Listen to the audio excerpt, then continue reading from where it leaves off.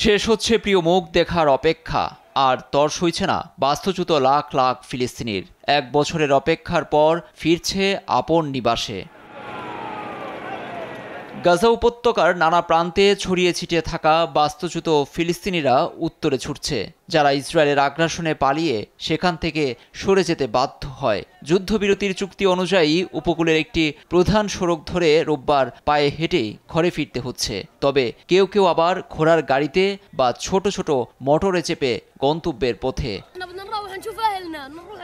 পরিবারের কাছে যাচ্ছি, বাবা মাকে অনেকদিন পর দেখতে পাবো। তাদের 15 মাস দেখিনি। যেভাবেই হোক তাদের কাছে পৌঁছাতেই হবে। আমি আর অপেক্ষা করতে পারছি না। আমিও পরিবারের সঙ্গে মিলিত হতে যাচ্ছি। এ এক দীর্ঘ যাত্রা। আমি এখানে 3 দিন বসে আছি, খুবই ক্লান্ত হয়ে পড়েছি। এখানে আর ফিরতে চাই না। কেউ কেউ বাড়ি ফেরার এমন ঘটনাকে ঐতিহাসিক মুহূর্তের সঙ্গে তুলনা করে বিজয়ের চিহ্ন দেখায়।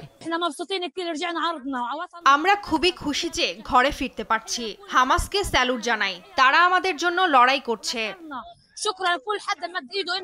হামাস ইসরায়েলের যুদ্ধবিরতির চুক্তি শর্ত অনুযায়ী দক্ষিণে অবস্থানরত বাস্তুচ্যুত ফিলিস্তিনিরা ফিরতে পারবে গাজার উত্তরে।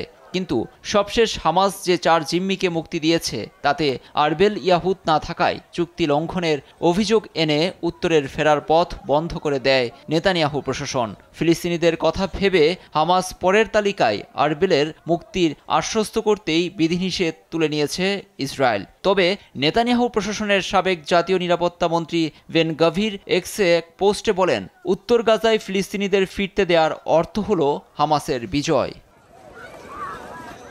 লুৎফর কবির, নিউজ ডেস্ক, দেশ টিভি।